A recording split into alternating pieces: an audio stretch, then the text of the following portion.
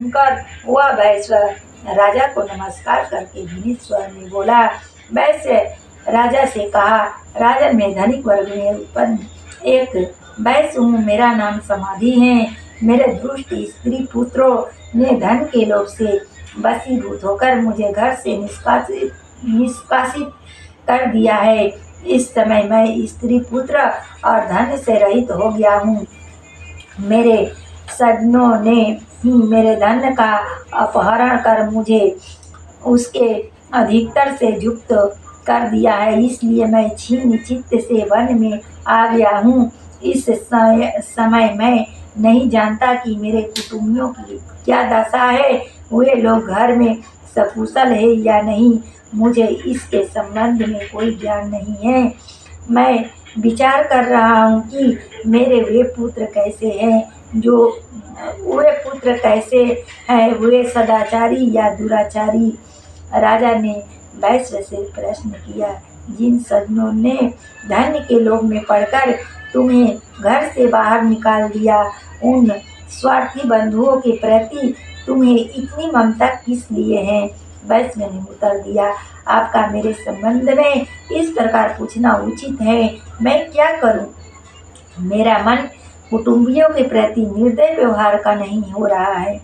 जिन लोगों ने धन की आकांक्षा से आदर, प्रेम और आत्मीयता की भावना की परित्याग कर मुझे इस दशा में पहुंचा दिया है, उन्हीं लोगों के प्रति मेरे मन में अगाध स्नेह तथा ममत्व का भाव है।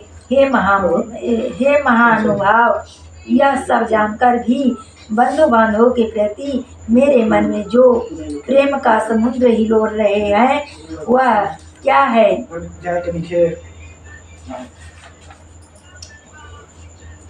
जानने के प्रयत्न करने पर भी मैं इस बात के रहस्य को नहीं समझ पा रहा हूँ।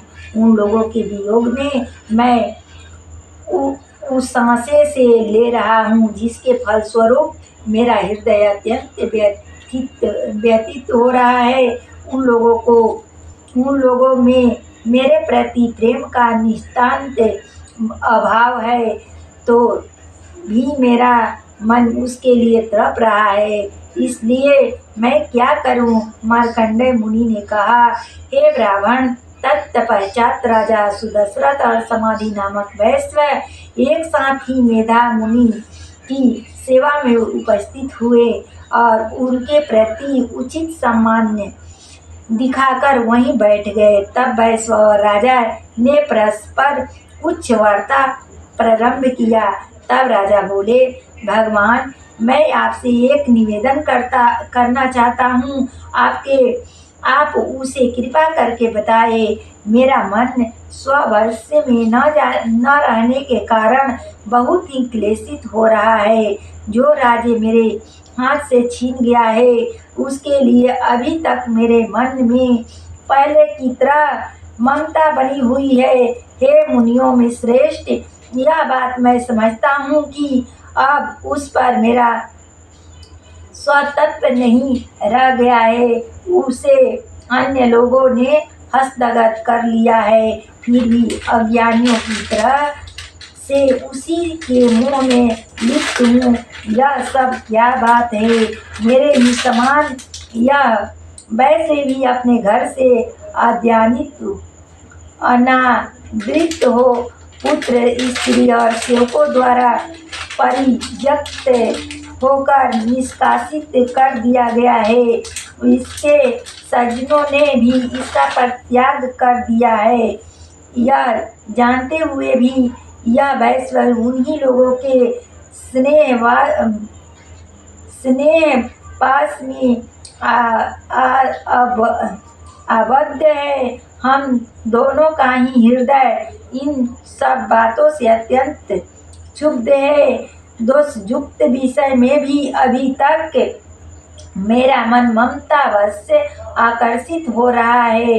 हे महाभाग्य, हम दोनों ही समझदार हैं, फिर भी हमसे जो मोह की प्रबल धारा उमड़ पड़ी है, वह क्या है? हम दोनों में प्रत्यक्ष रूप से अज्ञान के लक्षण दिखाई पड़ रहे हैं। तब ऋषि ने कहा, हे महाभाग्य, विषय मार्ग का ज्ञान सभी प्राणियों में विद्यमान है। इस प्रकार विषय भी सभी जीवों के छिन्न भिन्न है। कुछ प्राणियों को दिन में नहीं दिखाई पड़ता, ठीक इसके विपरीत कुछ जीव रात्रि में नहीं दिख पाते।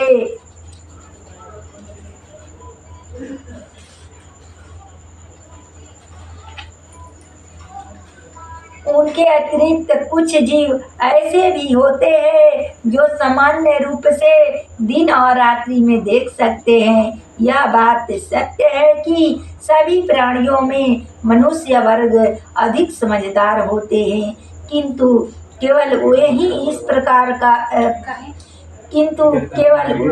इस प्रकार समझदार नहीं होते हैं। उनके अतिरिक्त पशु, पंछी और मृगादि